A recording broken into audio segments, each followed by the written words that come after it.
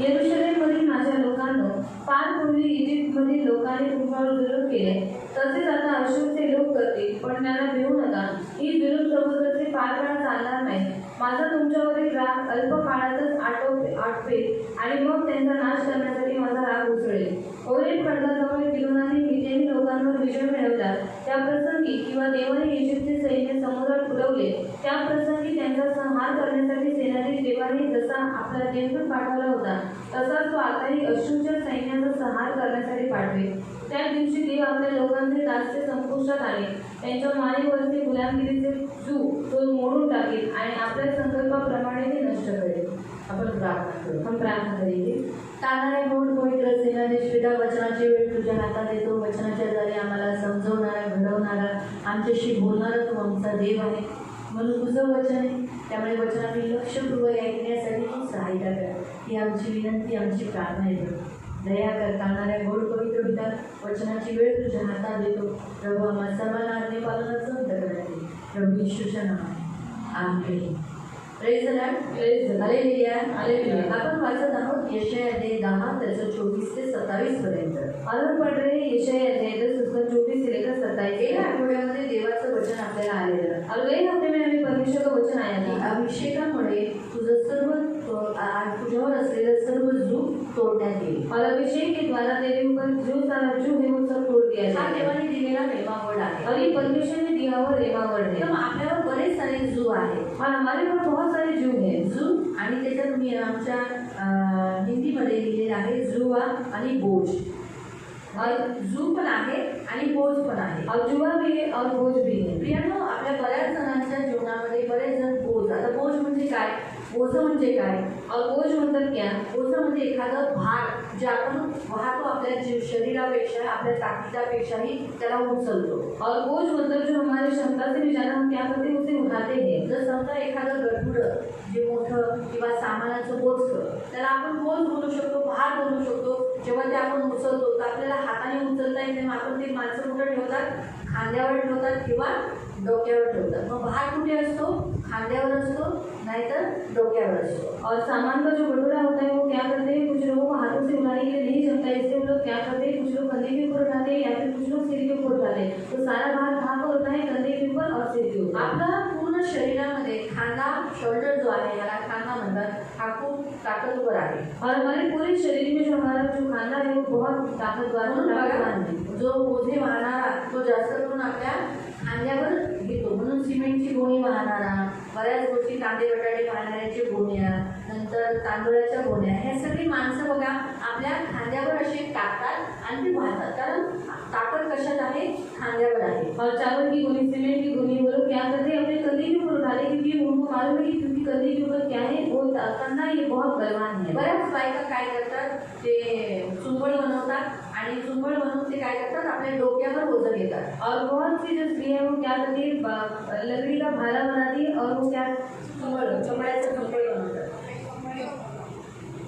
कपड़ा ऐसे लपेटते हैं और फिर सिर के ऊपर रखते हैं, ताकि डायरेक्ट कुछ सिर पे नहीं रख सकते ना, इसलिए वो क्या करते हैं, लकड़ी का कपड़े का ऐसा गोल गोल बनाकर यहाँ रखकर उसके ऊपर 50 किलो का गोनी या कुछ भी सामान, औरतें या पानी देखो, पानी भी अपने सिर पर भर कर उठाकर वो लेके जाती है आणि पाणी सुद्धा त्या डोक्यावरती उचलून घेऊन जातात. तो बोझ क्या होता है, आणि ओझं काय असतं, जो हमारे सहनशक्ति के कभी भी बाहर होता है, इंसान को उठाकर चलने के लिए उसे बहुत तकलीफ होती है. आणि जे आपल्या सहनशक्तीच्या बाहेर असतं आणि ते माणूस उचलून कधी कधी तो खूप थकून जातो. और अक्सर हम मसीह लोग भी चर्च में आने के बाद, यीशु में आने के बाद, यीशु पर विश्वास रखने के बाद भी हम सबके ऊपर बोझ है. आणि ख्रिस्ती लोक सुद्धा येशूकडे आल्याच्या नंतर आज ख्रिस्ती लोकांवरती पण काय आहे, खूप मोठं ओझं आहे. बहुत से है. खूप सारे अभी देखो हम एक दूसरे को देख रहे हैं. आणि आता आपण एकमेकांना पाहत आहोत. क्या मुझे आपका बोझ दिखाई दे रहा है? आणि मला तुमचं ओझं दिसून येते का? आपको मेरा या हमें किसी पड़ोसियों का दिख रहा है क्या? आणि तुम्हाला दुसऱ्यांचं किंवा माझं किंवा दुसऱ्यांचं तुम्हाला ओझं दिसत आहे नहीं, ना? हम हर एक के ऊपर बोझ है. पण आपल्या प्रत्येकावरती ओझं और आहे. उस बोझ के कारण हम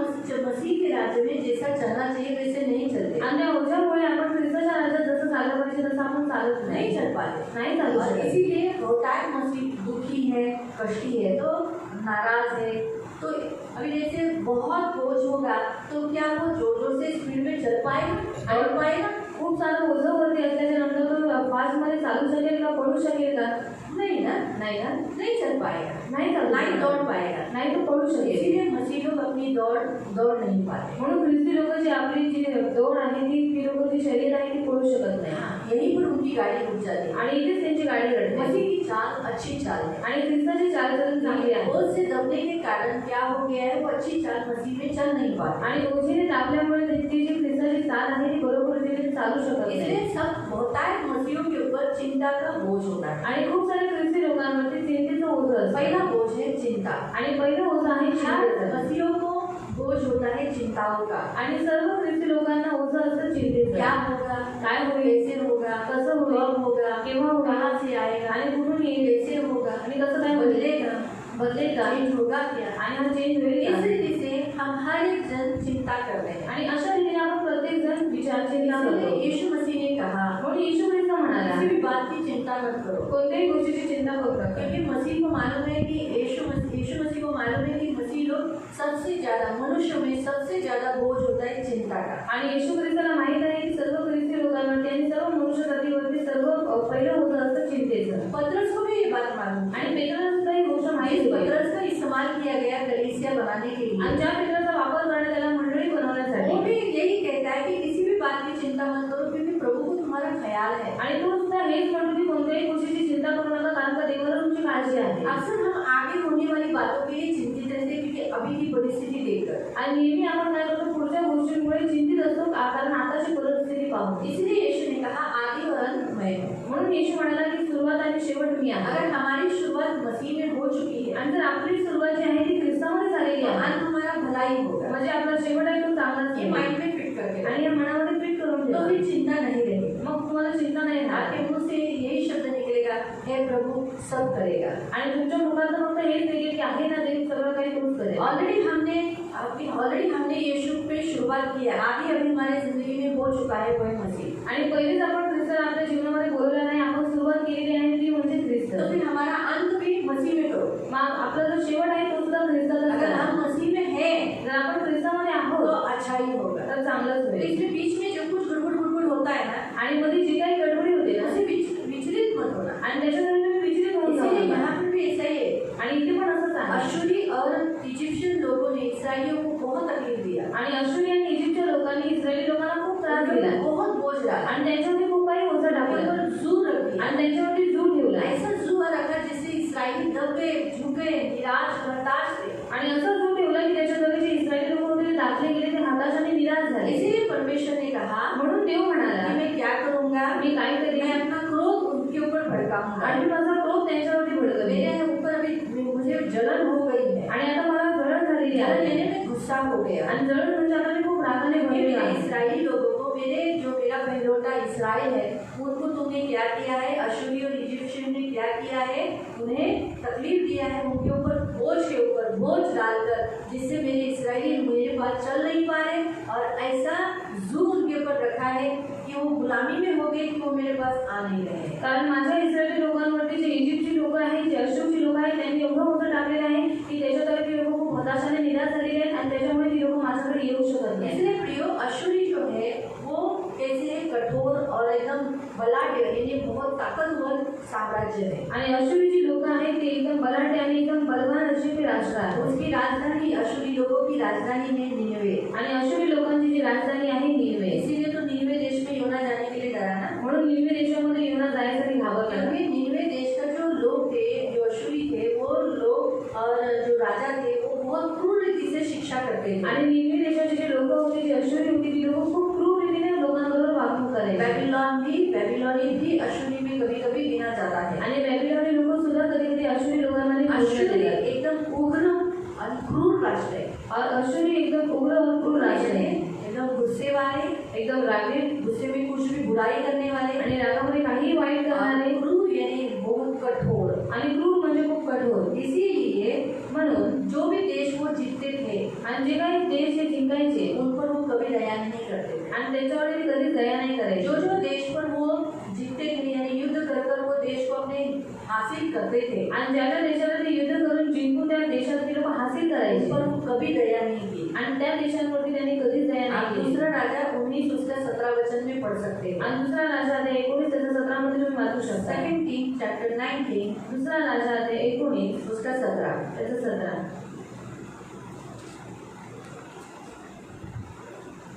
हे देवा, अश्शूरच्या राजांनी त्या सर्व राष्ट्रांचा नाश केला आहे. हे खरे आहे. सर्व राष्ट्रांचा, सारे राष्ट्रों का राज्य का क्या किया है? नाश किया है। अश्शूरच्या राजांनी त्या राष्ट्रांच्या दैवतांच्या मूर्ती जाळून टाकल्या आहेत. हेही खरे आहे. पण ते तर मुळी देवच नव्हते. त्यांचा नाश झाला कारण त्या फक्त मनुष्याने हाताने बनवलेल्या लाकडांच्या व दगडांच्या वस्तू होत्या. हे आमच्या प्रभुदेवा, तू आम्हाला त्यांच्या तावडीतून सोडवावेस अशी आम्ही तुला विनंती करतो. म्हणजे पृथ्वीवरील सर्व राष्ट्रांना कळून येईल की तू आणि फक्त तूच देव आहेस. इतने क्रूर और उनके अंदर दया थी नहीं। आणि त्या लोकांमध्ये दया नव्हती. वो जो भी देश काबिज कर लेते थे, आणि ती लोक जे काही देश काबीज करून घ्यायचे, वो क्या करते थे? उसके ऊपर वो डोमिनियन यानी पूरा नाश कर देते थे। आणि त्यांच्यावरती ते लोक डॉमिनियन करायचे आणि त्या पूर्ण राष्ट्राचा नाश करायचे. यो ऐसा ही होता है। ये अश्शूरी भी एक स्पिरिट है।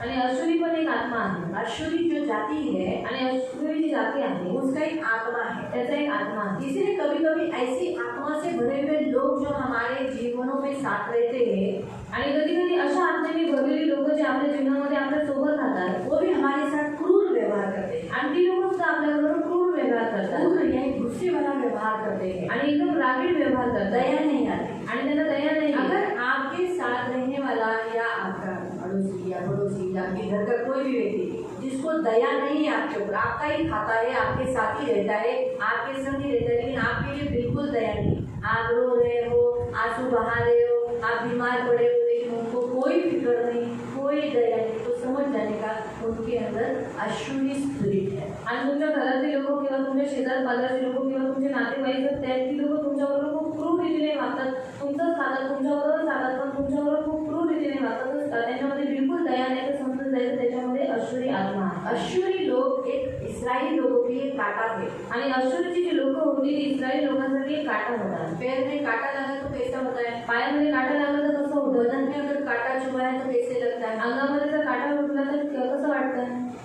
अच्छा लगता है? चांगलं वाटतं. इतना दुख होता है ना। किती दुःख होतं ना. जो कोई कोई लोग आपके जीवन में ऐसे कोई कोई लोग होते हैं, हम भी शायद अपने ऊपर भी ले सकते, शायद हम भी किसी के लिए काटे के समान हो, या हम भी ऐसे क्रूर है क्या? हम ऐसा देखना है, सिर्फ हम दूसरों का नहीं देखना, हम भी अगर क्रूर या उग्र है क्या?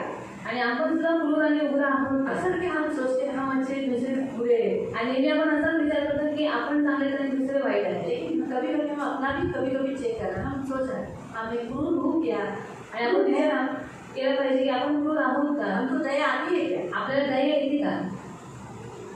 हाँ? लेकिन आती है ना। लेकिन आशुरी लोगों को तो कुछ भी नहीं आती है ना। हमको थोड़ी बहुत हमारे सामने कोई रो दिया तो हमको दया आ जाएगी, आणि आपल्या समोर जर कोणीतरी भेटलं तर आपल्याला दया येते. कि हमको जिसने सताया किंवा आपल्याला कोणी सतावलं और उनका बुरा हुआ आणि त्यांचं वाईट हमको झालं लगता है जल्दी फीलिंग आ जाए ना, तर लवकर आपल्याला फिलिंग्स येतात है ना. तो मुझे दया है, म्हणजे दया आहे. ये यार। लेकिन कोई लोग कैसे रहते हैं? पण काही काही लोक कसे असतात उनके साथ कितना भी अच्छा करो, त्याच्यावर कितीही चांगलं करा, वो थोड़ी उनको कोई दया नहीं रहती हम अपने लिए, आणि ते कठोर असतात, त्यांच्यामध्ये कोणाहीसाठी दया नसते. कुछ भी करो। आणि काही करा. ऐसे जाति के लोग मतलब उसमें उन स्पिरिट रहती है अश्शूरी आत्मा, आणि अशा लोकांमध्ये त्या जातीची जी स्पिरिट असते ती म्हणजे अश्शूरी तो आत्मा. वो कांटे के समान, इस्राइल के लिए वो कांटे के समान थी। आणि इस्रायली लोकांसाठी ते काट्यासारखं होतं. इसलिए प्रियो परमेश्वर के ये तो उनका जो राजा था, आणि त्यांचा जो राजा होता ईसा पूर्व 733 ईयर्स में, आणि ईसा पूर्व ईसवी पूर्व 733, पण मुझे हिंदी बोलने नहीं आ रहा है, 733 मराठीमध्ये, हिंदी में 733 मध्ये राजा तिग्लत-पिलेसर बोलकर उसके नेतृत्व में अश्शूरी लोग ने क्या किया था?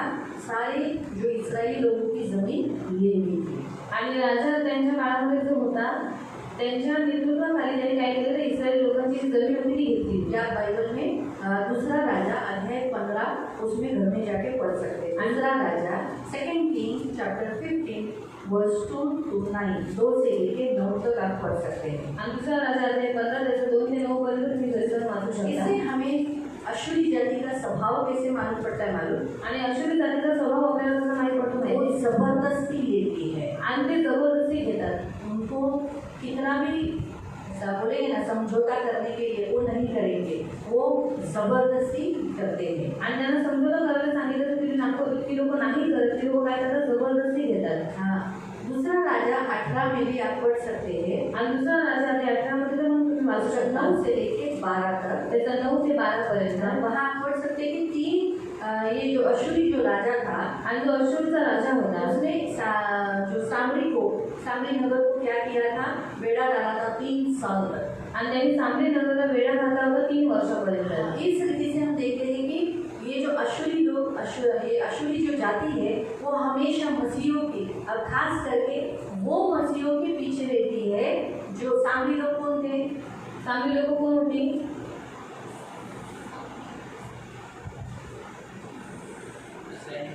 इस्राएली थे, लेकिन वो कौन थे?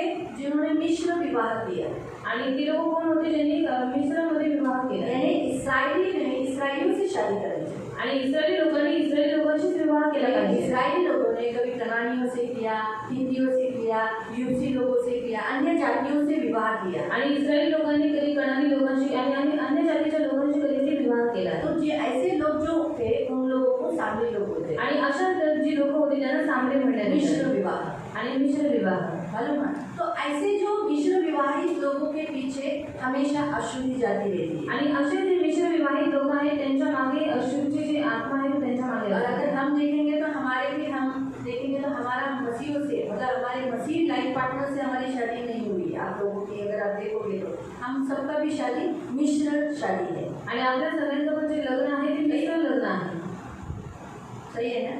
क्योंकि अगर हमारा लाइफ पार्टनर, मेरा तो क्रिश्चियन है इसलिए हम उदाहरण के लिए, लेकिन उनका लाइफ पार्टनर तो हिंदू ही था ना, तो वैसे आपके भी आप देखो आपके लाइफ पार्टनर मिश्र है, यानी अलग है, अन्य जाति है। आणि तुमचा जो लाईफ पार्टनर आहे तो अन्य जातीतून आहे म्हणजे मिस्त्री आहे। इसीलिए ऐसे फैमिलीज में हमेशा वो नाश करने के लिए काम में रहता है अशुरी जाति का स्वभाव आणि अशुरी जाति का स्पिरिट यानी आत्मा। आणि अशुरी जातीचा आत्मा अशा लोकांमध्ये त्यांना नाश करण्यासाठी, त्यांना उद्ध्वस्त करण्यासाठी त्यांच्यामध्ये वास करतो। जो मूर्ति पूजा अशुरी जातियों का स्वभाव है मूर्ति पूजा करना। अशुरी जातीचा स्वभाव आहे मूर्ती पूजा करणं। मूर्ति पूजा के प्रोत्साहन देती है आणि ते मूर्ती पूजा करण्यासाठी प्रोत्साहन करतात। हिजकिय्याह के काल में भी अशुरी लोगों ने क्या किया था, हिजकिय्याह को मतलब उस देश को यरूशलेम को लेने की कोशिश की थी। आणि हिजकिय्याहच्या काळामध्ये पण त्या अशुरी लोकांनी त्या इस्रायल देशाला त्यांनी घेण्याचा प्रयत्न केला मैं होता। आपको बताती हूँ वो भी देश ये अशुरी ले लेता आणि तो सुद्धा देश अशुरी लोकांनी घेतला असता। क्यों नहीं ले पाया मालूम? पण का नाही घेऊ शकले माहिती? हाँ, एक हिजकिय्याह ने प्रार्थना की, एक हिजकिय्याहने प्रार्थना केली यहोवा से यानी परमेश्वर से, आणि देवाकडे। इसीलिए ये पहला है।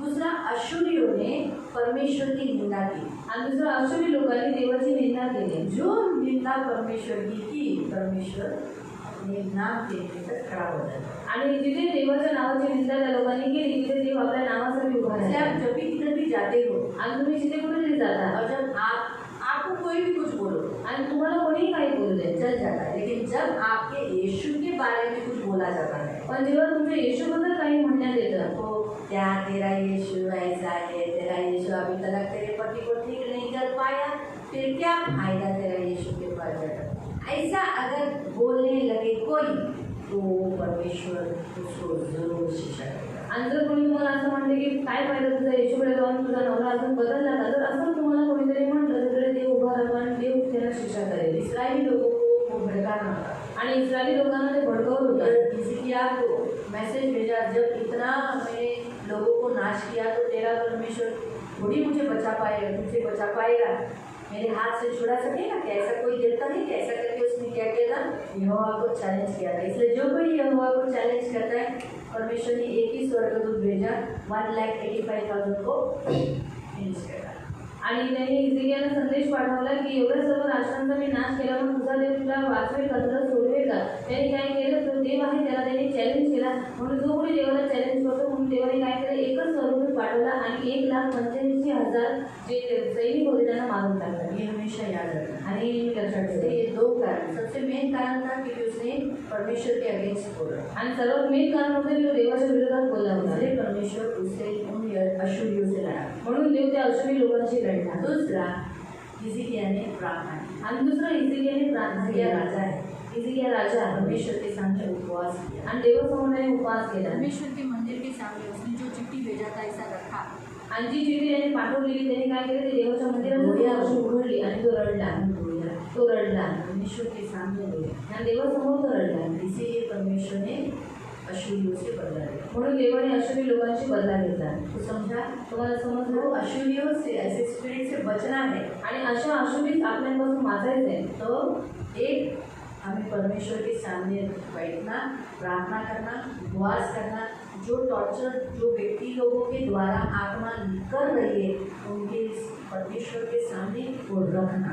आणि एक आपल्याला देवासमोर बसायचं, त्याच्याकडे प्रार्थना करायची, उपवास करायचे आणि ज्या जी लोक आपल्याला टॉर्चर करत आहेत, त्रास देत आहेत, त्या त्रासाला आपण देवाच्या समोर ठेवायचं आहे. प्रियो, अगर उत्पत्ति अध्याय 2 उसके 14वें वचन में आप पढ़ोगे, उत्पत्ती अध्याय 2 त्याचं 14 मध्ये जर तुम्ही वाचलं, हाँ, उत्पत्ति जेनेसिस चैप्टर 2 वर्स 14, वहाँ हम पढ़ते हैं कि टाइग्रिस नदी का नाम किया है. परमेश्वर ने 4 नदी, एक नदी उसके 4 पाटे फूटे हैं. आणि एक नदी आहे त्याला 4 पाटे फुटलेले आहेत. पढ़ सकते हैं, आदन की वाटिका बनाया ना, आदन की वाटिका के बारे में वहाँ पर परमेश्वर ने आदन की वाटिका में एक नदी बनाई आणि देवाने एडनच्या बागेमध्ये एक नदी बनवली और उसका 4 दिशा बताई है. उसमें अश्वरी जो पूर्व के भाग में भी एक नदी बहती है. आणि अशुरी पूर्वच्या भागामध्ये पण एक नदी वाहते. हाँ, हम वहाँ अशुरी ये नाम पढ़ते हैं. आणि तिथे आपण अशुरी हे नाव वाचतो. इसीलिए अशुरी बेबीलोन एक झूठे शिक्षण के बारे में सिखाता है.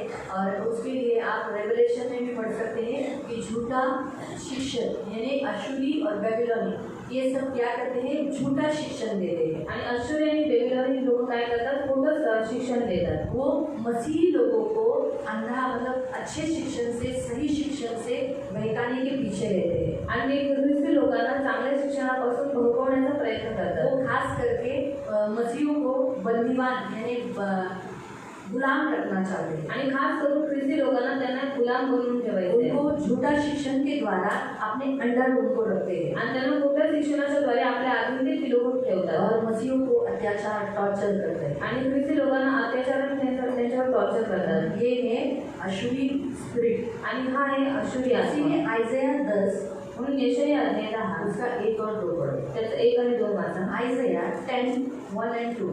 यशाया अध्याय 10 त्याचं 1 आणि 2. परमेश्वर ने उनको धिक्कार दिया है. आणि देवाने त्यांचा धिक्कार केलेला आहे. अन्यायी व पक्षपाती न्यायाधीश आणि गैरवाजवी कायदे करणाऱ्यांना धिक्कार असो. जो लोग गलत शिक्षण देते हैं, गलत बातें सिखाते हैं, मसीहों को परमेश्वर के मार्ग से भड़का देते हैं, उनको परमेश्वर ने धिक्कार दिया है.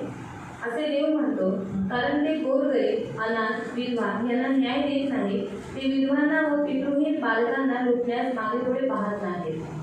अभी हम देखेंगे, वहाँ लिखा है इजिप्ट. पहला अशुरी बोला है, बाद में हम देखते हैं इजिप्ट के बारे में. अगर आप देखोगे तो इजिप्ट के बारे में आपको बहुत कुछ मालूम है. आणि इजिप्त देशाबद्दल तुम्हाला खूप काही माहिती आहे. परमेश्वर ने कहा, हम जो पढ़े 24 से लेके 27 तक, आणि आपण 24 ते 27 पर्यंत जे आपण वाचलं, हमने पढ़ा कि उसमें एक अशुरी, परमेश्वर अपना क्रोध किस पर, अशुरी जाति के ऊपर, और दूसरा इजिप्शियंस पर. आणि देव आपला करून अशुरी जातीवरती आणि इजिप्तच्या जातीवरती टाकणार अभी आहे. इजिप्ट देश आप सबको मालूम है संसार को दर्शाता है. आणि इजिप्त देश तुम्हाला सगळ्यांना माहिती आहे की तो जगाला और दर्शवतो. अक्सर लोग संसार का इस्तेमाल करते हैं और उसके आश्रय चले जाते हैं, लेकिन धोखा भी उससे बहुत कुछ मिलता है. आणि नेहमी लोक जगाच्या मागे जातात आणि जगाचा आसरा घेतात आणि त्यांना त्यांच्याकडनं धोका सुद्धा भेटतो. इजिप्ट आत्मिक रीति से देखेगा तो अपनी इच्छा आणि इजिप्त जर आत्मिक रीतीने पाहिलं तर आपली इच्छा, भावना, नियंत्रण, शक्ती, अहंकार गुलामगिरी को दर्शाता है. आणि गुलामगिरीला दर्शवतो. और खास करके नाश और मृत्यु को दर्शाता है. आणि खास करून नाश आणि मृत्यूला दर्शवतात. इसलिए इजिप्ट जो कोई संसार में जाता है आणि जो कोणी या जगामध्ये जातो नेचुरली उसके ऊपर बोझ आएगा ही आएगा। आणि नॅचरली त्याच्यावरती ओझं येईल जितना ते वो येईल. संसार के लोगों के साथ संसारिक लोगों के साथ उठना बैठना होगा उसमें चिंता आ जाती है, चिंता का बोझ आने लगता है। आणि जेवढं तो जगातल्या लोकांबरोबर उठबस करू लागतो तेवढं त्याच्यावरती चिंतेचं ओझं येऊ लागतं. आसुरी जाति से भरे हुए लोग जो कोई अगर आपके साथ है तो नेचुरली आपको चिंता रहेगी क्योंकि वो आपके ऊपर बोझ डालेगा। वैसे ही अगर आपका ज़्यादा उठना बैठना संसारिक लोगों के साथ रहेगा तो भी आपको चिंता रहेगी, चिंता का बोझ रहेगा। आणि अश्विनी जातीच्या आत्म्याने भरलेली लोक जर तुमच्याबरोबर राहिली तर नॅचरली तुम्हाला चिंतेचं ओझं येतच कारण ती लोक तुमच्यावरती खूप चिंता टाकते आणि तसंच जर तुम्ही जगामध्ये राहिला तर तुम्हाला त्यांच्याबरोबर उठबस केली तर तुमच्यावरती चिंतेचं ओझं येणार आहे. दूसरा हम देखते हैं चिंता का बोझ हुआ, दूसरा है अपयशाचे ओझे और दुसरं आहे अपयश का बोझ यानी हम हारते हैं, असफल होते हैं, आणि आपण हारतो आपण बार-बार गिरते हैं आणि वारंवार आपण पडतो. हमसे बहुत सारे ऐसे बात हो जाते हैं हम सफल नहीं हो पाते, हमसे बहुत सारे काम जो करना चाहिए नहीं होते आणि खूप साऱ्या गोष्टी ज्या आपल्याला करायच्या असतात त्या आपल्याकडनं होत नाही तो उसका भी बोझ हम पर होता है। आणि त्याचं सुद्धा ओझं आपल्यावरती बहुत असतं सारी बातों में हम आगे नहीं जा पा रहे। आणि खूप साऱ्या गोष्टींमध्ये आपण पुढे जाऊ शकत नाही. बहुत से लोगों ने कहा हम दान देते हैं, हम दशांश देते हैं, हम आज्ञाओं का पालन करते हैं, लेकिन अभी भी हमारी घर की परिस्थिति क्यों नहीं चाहिए? क्योंकि वो बोझ उनके ऊपर है। आणि खूप लोक आम्हाला म्हणतात की आम्ही दानदशांश देतो देवाच्या सर्व आज्ञांचं पालन करतो तरी सुद्धा आमची घराची परिस्थिती बदलत नाही का कारण का त्यांच्यावरती ते ओझं आहे. अपयशाचे ओझे त्यांच्यावर आहे और जो अपयश का बोझ उनके ऊपर है ऐसा अन्यायाचे ओझे और अन्याय का बोझ यानी जो आपको हक मिलना चाहिए वो आपको नहीं मिल पा। आणि जो हक्क तुम्हाला भेटला पाहिजे तो तुम्हाला भेटू शकत नाही. जैसे अगर सोचो आपका पति है, आणि जसं तुमचा नवरा आहे आप वो कमाना चाहिए, आणि त्यांनी कमवलं पाहिजे हाँ वो कमा कर आपका घर चलाना चाहिए, आणि त्यांनी कमवून तुमचं घर चालवलं पाहिजे लेकिन वो नहीं कमा रहा है, पण तो नाही कमवत. वैसे पैसा उड़ा रहा है तो अन्याय ही हो रहा है ना। तो फक्त पैसे उडवतोय म्हणजे हा अन्याय झाला. आपके बच्चे कमा रहे तुमची मुलं लेकिन कमवतात आपको उसका 1 रुपया नहीं मिलता है, पण त्यांचा तुम्हाला 1 रुपया सुद्धा भेटत ये नाही. अन्याय हुआ ना। हा तुमच्यावर अन्याय झाला तो ना. ये भी एक बोझ है। आणि हे सुद्धा एक ओझं आहे. हम इस बोझों को क्यों देख रहे हैं? क्योंकि हमें अभिषेक से वो तोड़ना है। आणि आपण या ओझ्यांना काय पाहतो कारण आपल्याला त्या अभिषेकाने ते आपल्याला ओझं तोडायचं हमने आहे. क्या देखा? आपण काय पाहिलं अश्शूरी और इजिप्शियनों के जो बोझ उन्होंने डाला है इसराइलियों पर, आणि अश्शूरी आणि इजिप्तच्या लोकांनी जे काही ओझं इस्रायली लोकांमध्ये टाकलेलं आहे अभिषेक से बोझ हुआ और बोझ टूट जाएगा। आणि अभिषेकाने ते जे काही ओझं आहे जे धू आहे ते तोडण्यात अभी येईल. हम वही चेक करना है क्या मेरे अंदर चिंते का बोझ है? आणि आपल्याला तेच चेक करायचं आहे की माझ्यामध्ये चिंतेचं ओझं आहे का चिंता करते हैं आणि चिंता करता का तुम्ही तो फिर आप अश्शूरी और इजिप्शियन का बोझ आपके ऊपर है। तर अश्शूरी आणि इजिप्तच्या लोकांचं जे ओझं आहे ते तुमच्यावर आहे. अगर आप अपयश यानी हमेशा हारा हुआ जीवन जी रहे हैं, आणि तुम्ही सफल नहीं हो रहे, सक्सेस नहीं है अभी तक, आणि नेहमी तुम्ही हारलेलं जीवन जगत आहात तुमच्या कामामध्ये तुम्हाला यश नाही भेटत तो इसका मतलब है आपके ऊपर अपयश के भी बोझ है। आणि तुमच्यावरती अपयशाचं ओझं आहे. अन्याय का बोझ हो रहा है आपके ऊपर, अन्याय। अन्यायाचं ओझं तुमच्यावरती आहे तुमच्यावर अन्याय होत आहे का. चौथा है पापाचे ओझे। और चौथा आहे पाप का बोझ वो तो हम सब करें, आणि ते तर आपण सगळ्यांना बोल नहीं सकते कि आप में से मेरे पास नहीं है। आणि आपण असं बोलू नाही शकत की तुमच्याकडे आहे माझ्याकडे नाही. शायद जो बात आप करते होगे वो मैं नहीं करती होगी, मैं जो करती हूँ वो आप नहीं करते। आणि शायद तुम्ही जे पाप करता ते मी नाही करत तर मी करते ते तुम्ही नाही करत. काय करतो कुछ ना कुछ एक है। आणि काही ना काही एकतरी इसका आहे एक सॉल्यूशन प्रभु ने आज मुझे बताया। आणि त्याचं सॉल्युशन देवाने आज मला सांगितलं क्या आप सॉल्यूशन बताया मालूम? आणि त्याचं काय सॉल्युशन सांगितलं नाही कल सुबह का वचन मुझे हम सिखाते सिखाते मालूम नहीं सुबह के लोगों ने नोट किया कि नहीं, लेकिन मुझे वो टच बहुत हो गया। आणि काल सकाळचं वचन शिकवते शिकवते वचन मला टच झालं.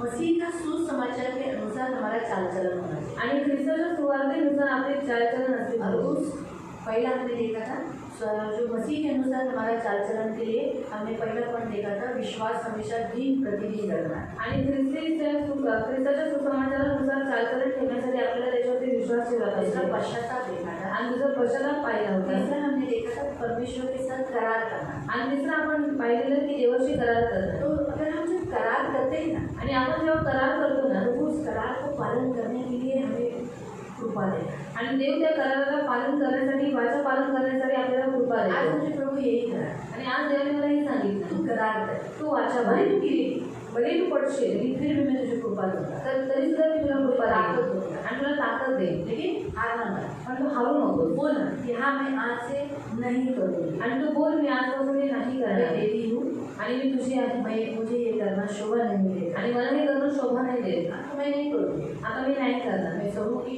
मी सहन मैं करेन नहीं करूँगी, आणि लवकर राग नाही करणार। मुझे मदद कर, म्हणून मुझे तुला इस विषय विषय में कृपा दे। मला या विषयामध्ये कृपा दे। मैं आज से करार करती हूँ, मी आजपासून तुझ्याशी वाचा बांधते, मैं झगड़ा नहीं करूँगी। मी भांडण नाही करणार। ऐसा बोलना, हो गया तेरे से, फिर भी तू बोलना, ये करार दिन रोज बोलना। आणि तुझ्याकडे जरी भांडण झाले तरी सुद्धा तू रोज दिवसभरामध्ये ही वाचा तू बांध माझ्याशी। करार जब होता है ना, आणि जेव्हा वाचा बांधली जाते प्रभु मदद करता है। तेव्हा देव मदत करतो। मैं आपको बताती हूँ, मी तुम्हाला सांगते, मैं जब किसी के साथ करार करती हूँ, आणि मी हिच्याशी काहीतरी वाचा बांधते 11 महीना तेरे घर में हो गया, आणि मी 11 महिने तुझ्या घरी नाही ना, ये करार हो गया, आणि हा करार झाला। तो फिर ये करार मग हा करार अगर सोचो मैंने तोड़ लिया, जर समजा मी तोडून टाकला, तो क्या ये अपना घर मुझे देना बंद करेगी? मग ही तिचं घर मला देणं बंद करेल का? राहिला हाँ? का?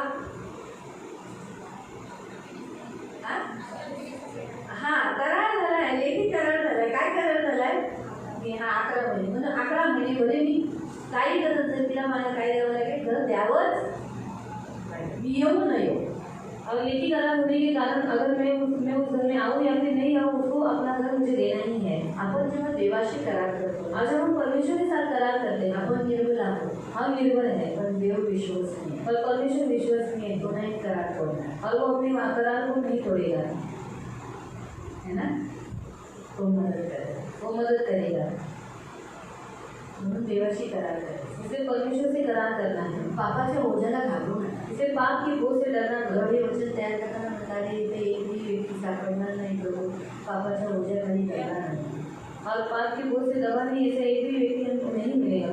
प्रभू बोला करार करायला शिकव, और प्रभु ने कहा करार करने के लिए सिखा, तो नाही करणार, मी नाही करणार, और मैं नहीं करूँगा, मी नाही करणार, मैं नहीं एक करूँगा, दिवस आपण नाहीच करणार। और एक दिन हम जरूर नहीं करेंगे।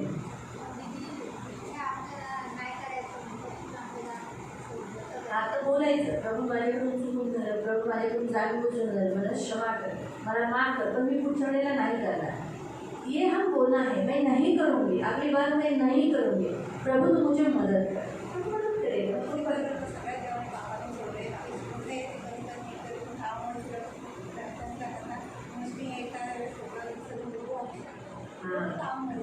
पण तेच तर म्हणते ना की ह्या सगळ्या गोष्टी देवाबरोबर करायला लागतात। प्रभू तुम्हाला तिथेही मदत कर, खरं बोलायला।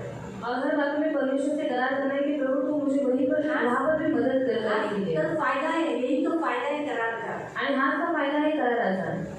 म्हणून हमसे टूटा, प्रभु से टूटा है क्या? आणि आपल्याकडे तुटले, देवाकडे तुटले का? नहीं, वो बनाएगा। मग देव बनवेगा। तो ये पाप का बोझ, पापाचा ओझा, और 5वां अपराधीपणाचे ओझे, और 5वां अपराधीपन का बोझ। यानी हमेशा आपल्याला असं वाटतं की छी मैं अच्छा नहीं हूँ, मैं इस गलती का बोझ मुझे मर जाना चाहिए। आणि नेहमी आपल्याला असं वाटतं की मी चांगला नाही, मी जे पृथ्वीवरचं ओझं आहे मी मरून गेलं पाहिजे। ये मैंने जो किया गलत किया है, इसकी सजा मुझे मौत ही होनी चाहिए, आणि मी जे काही केले ते सगळं चुकीचं आहे, याची शिक्षा मला मृत्यू भेटली पाहिजे। इसे नहीं चाहिए, म्हणून मला नको आहे, ये नहीं चाहिए। आणि हे नको आहे। तो मोसेस भी ऐसे ही बोला था। आणि मोसा होता तो पण असंच बोला होता। मोसेस सेवा करते समय थक गया था, आणि मोशी सेवा करत असताना थकून गेला। इस्राएलियों का भार उठाते हुए, बोझ सहते हुए बोला मैं थक गया हूँ, यहोवा मैं पिता परमेश्वर में थक गया हूँ। आणि इस्रायल लोकांचं ओझं वाहून तो म्हणाला परमेश्वर मी देवा पित्याने आता थकून गेलेला आहे, हाँ मैं थक गया हूँ। आणि आता मी थकलोय। परमेश्वर ने बोला ठीक है, 70 लोगों को जो मैं तेरा भार, इस्राएलियों का भार उनके ऊपर डालता हूँ, वो एक ही दिन उठा पाए। आणि देव त्याला म्हणाले की 70 लोकांना निवड, मी सगळे इस्रायल लोकांचा भार त्यांच्यावरती टाकतो, ती लोक एकच दिवस उचलू शकते। वो 70 लोगों ने सिर्फ एक ही दिन 70 इस्राएली लोगों का भार उठाया। आणि 70 लोकांनी फक्त एकच दिवस संपूर्ण इस्रायल लोकांचा भार उचलला। मोसेस 40 साल, आणि मोशेने 40 वर्ष 40 साल इस्राएलियों का भार उठाया। आणि 40 वर्ष त्यांनी इस्रायल लोकांचं ओझं उचललं। मालूम है, जब दावीद अबशालोम से भाग रहा था, आणि दावीद जेव्हा अबशालोम होता त्याच्यापासून पळत होता, हुशाई ये सब यीशु दावीद के साथ आए होते, हम भी आते बोलते नहीं तू मेरे लिए बोझ का कारण बनेगा, नहीं तू जा, तू यही रहे। आणि तो म्हणाला की आम्ही पण तुझ्या बरोबर येतो। मग तो म्हणाला नाही तू माझ्यासाठी ओझ्याचं कारण करशील म्हणून तू तिकडेच राहा। तो इस रीति से बहुत सारी बातों में कभी कभी हम लोग सोचते कि बाबा ये तो माझ्यासाठी ओझं है, ऐसे बहुत सारे लोग भी कभी कभी हमारे लिए बोझ बन जाते हैं। आणि कधी कधी लोक सुद्धा आपल्यासाठी एक ओझं म्हणतात. होता है काही लोग बोझे होऊन जातात ना, और कुछ लोग बोझ बन जाते हैं ना. तो ये है बोझ के बारे में। आणि हे आहे ओझ्याबद्दल. अभी हम थोड़ा सा देखेंगे तो ये वो है जू के बारे में। आणि दोनच आहेत जे आपण जो बद्दल पाहूया. जुआ 2 टाइप का रहता है। आणि जूक 2 प्रकारचे जुआ असतात. मतलब बैल को नांगरने के लिए जो दोनों बैलों को जोड़ा रहता है, लकड़ी का रहता है, फिर वो हल जोतता है, इसे हल कहते हैं। आणि दोन बैलांना नांगरणी करण्यासाठी जेव्हा त्यांच्यावरती जो दूर ठेवला जातो, तो सेम है ना, आप क्रूस के जैसा ही सोचो। आणि क्रूसासारखा तुम्ही विचार करा.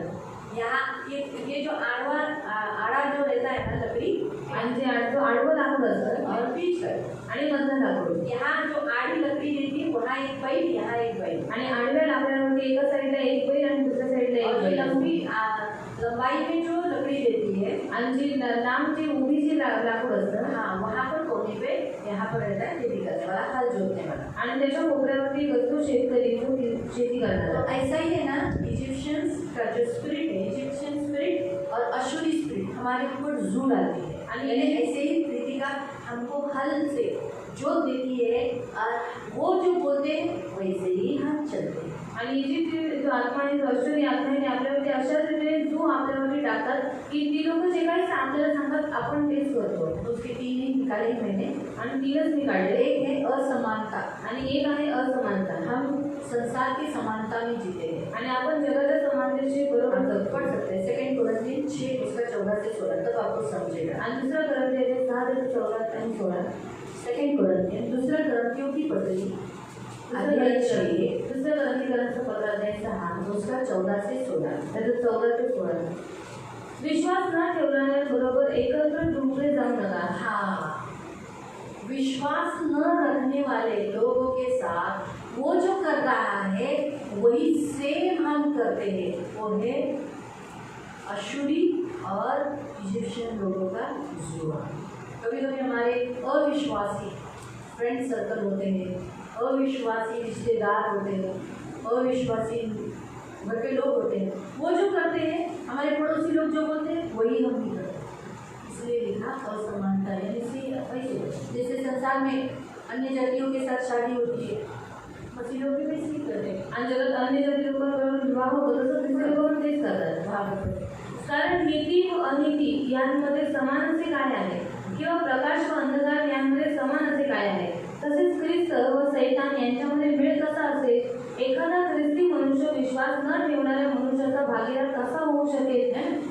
तो ये बातें हम देखते हैं कि ये जुआ है, जुआ है जो शैतान से है, अशूरियों से है, संसार का है, जिससे लोग होते हैं हम ये जाति के लोग हैं, हमको तो ये करना ही पड़ेगा। आणि हा एक जुआ आहे जो शैतानाकडून आहे, तो अश्विनी जातीकडनं आहे. हे आपण म्हणतो की जग करतो मग ये तो हमारे लोगों का है, हम करना ही पड़ेगा। आणि आमच्या जातीमध्ये आम्हाला हे करावंच लागेल. तो ये है, दूसरा है पाप का, आणि दुसरं आहे पापाचं. पीढ़ी पीढ़ी से शैतान जो हमारी कमजोरियों को देखकर हमें करवाता है। आणि पिढीकडून आपल्या निर्बंधीच्या द्वारे शैतान आपल्याकडनं करून घेतो. और तीसरा जुआ है शैतान का। आणि तिसरं जे जो आहे ते शैतानाचं. बहुत बार शैतान का सुनते हैं या शैतान के अनुसार चलते हैं, तब क्या होता है, आणि खूप वेळा आपण शैतानाचा ऐकून शैतानानुसार आपण करतो, त्यावेळेस काय होतं, वो हमारे यहाँ बैठ जाता है तो आपल्यावरती बसतो और हम उसका ही सुनते हैं। आणि आपण त्याचंच ऐकू लागतो. तो इसीलिए जुआ 2 प्रकार का है, लोखंड और लकड़ी का। आणि जो 2 प्रकारचे आहे, एक लोखंडाचा एक लाकडाचा. जिसका लकड़ी का है ज्याचा लाकडाचा आहे जल्दी टूट जाता है, लवकर तुटून जातं, लेकिन जिसका लोखंड का है पण ज्याचा लोखंडाचा आहे सालों सालों पूर्वज से बच्चों से बच्चों से बच्चों से बच्चों से चल गया आणि वर्षानुवर्ष ते मुलांपर्यंत असं उतरत जातं. लेके लोखंड है ना, टूटता नहीं। कारण ते लोखंड आहे ते लवकर तुटत नाही. इसीलिए जो उसकी बात कर रहा था, उसका दादा जो कर रहा था वही बेटा भी वही कर रहा है। आणि म्हणून त्याचे वडील जे करत होते, त्याचे आजोबा जे करत होते, ते मुलगा सुद्धा आता करतोय. चल के आए क्योंकि लोखंड का है जो। आणि ते उतरत आलं कारण ते जो आहे ते लोखंडाचा यीशु आहे. ने कहा, हे बोझ से दबे हुए लोगों मेरे पास आओ, म्हणून येशू म्हणाला, हे ओझ्याने दबलेल्या लोकांना माझ्या जवळ या, मैं तुम्हें आराम दूंगा। मी तुम्हाला विश्रांती देईन. मेरा जुआ उठाओ, वो जुआ तुम उतार दो। आणि माझं जो तुम्ही उचला आणि तुमचं जो तुम्ही खाली टाकून वो द्या, जुआ नीचे कर दो, ते जो तुम्ही खाली करा. जिस जू के तले तुम आए हो, आणि त्या जूच्या तरी तुम्ही आलेला तो आहात, क्या करो, तुम्ही काय मेरा करा जुआ अपने ऊपर उठा लो। आणि माझा जो तुम्ही तुमच्यावरती घ्या। नया करार ये खास बताता है, एक बोझ दूसरा जुआ। इसलिए ये जो वचन हम तैयार किए हैं कि जुआ और भार बोझ नए करार में यीशु इस पर जोर देता है। आणि आपण ते वचन तयार केलेले आहे तू आणि ओझर ते नवीन नियमानुसार येशूने पण आपल्याला हेच सांगितले। इसलिए प्रभु कहता है म्हणून देव म्हणतो कि परमेश्वर उठेगा, देव उठेल और इसे कैसे मारेगा, आणि यांना कसं मारेल, क्रोध में उसका सत्यानाश करके जब तक नाश नहीं होते शांत भी शांत होगा। आणि क्रोधाने जोपर्यंत त्या लोकांचा सत्यानाश होत नाही तोपर्यंत देव शांत नाही राहणार। परमेश्वर तुम्हें मारेगा। देव त्यांना मारेल। कैसे मारा था? मिडियनियों के समय पर, जैसे गिदोन के समय पर परमेश्वर गिदोन की तरफ से लड़ा था, आणि गिदोनच्या वेळेला ते गिदोनाकडून लढला होता। और मिस्रियों के विरुद्ध समुद्र में जब लाठी उठाई थी, आणि मिस्री लोकांनी मिस्री लोगों के विरुद्ध में, आणि मिस्री लोकांच्या विरोधामध्ये जेव्हा लाठी उचलली ती, हाँ वैसे ही मैं लाठी उठाऊंगा। आणि तशीच काठी मी त्यांच्या विरोधात उचलेली, क्योंकि मोसेस ने लाठी उठाई, कारण मोशेने काठी उचलली, वो हम क्या बोलते हैं, समुद्र के विरुद्ध, समुद्र के लिए उठाई नहीं, वो इजिप्शियंस के अगेंस्ट में उठाई, इसलिए समुद्र लाल दो भाग हो गया। आणि आपण म्हणतो की ते समुद्राच्या विरोधामध्ये उचललेली नाही, पण ती मिस्री लोकांच्या विरोधामध्ये उचलली म्हणून समुद्र दोन भाग झाला। इसलिए कहता है परमेश्वर ऐसा समय होगा, म्हणून म्हणतो देव असं म्हणतो की अशी वेळ होईल तेरे बोझ तेरे कंधे से और जुआ तेरे गर्दन से उठा लिया जाएगा। आणि ओझं तुझ्या खांद्यावरनं आणि जे तू आहे तुझ्या मानेवरनं काढण्यात येईल। यीशु निकालेगा, देव येशू काढेल, यीशु अभिषिक्त है, आणि येशू अभिषेक उसी आहे को ये अथॉरिटी है। आणि ख्रिस्ताला तो अधिकार और आहे। लिखा है वो जुआ तोड़ डाल दिया, आणि सांगितले की तुझं जो आहे ते तोडण्यात येईल। क्योंकि अभिषेक क्या करता है, कारण अभिषेक काय करतो, अभिषेक सारे जुओं को तोड़ देता है। आणि अभिषेक जो आहे त्याला तोडून टाकतो। Hallelujah, hallelujah, hallelujah, hallelujah. हम यहीं पर रुकेंगे। आपण इथे थांबूया। अभिषेक और उसके आगे का जो मेन पॉइंट है अभी हमारा आज का, इसके आगे का वो अभी हम अगले मंडे को देखेंगे। आणि अभिषेक आणि त्याचा जो मेन पॉइंट आहे तो आपण पुढचे सोमवारी क्यों बघूया। हमें अभिषेक चाहिए? का आपल्याला अभिषेक हवा? अभिषेक एक है, आणि अभिषेक एक आहे, तो आहे और येशू, वही अभिषेक हमें करता है। आणि तोच आपल्याला अभिषेक करतो। हमारे ऊपर अभिषेक होना जरूरी होता है। आणि आपल्यावरती अभिषेक होणं गरजेचंच आहे। उसका क्यों मैं आपको बताती हूँ। सैमसन अभिषेक था, आणि जो शिवचा मला तो अभिषेक होता। समर्पित कहते, अभिषेक यानी समर्पित, अभिषेक म्हणजे समर्पित, पवित्र, पवित्र, अलग किया वेगळा केलेला, परमेश्वर के। आणि देवासाठी।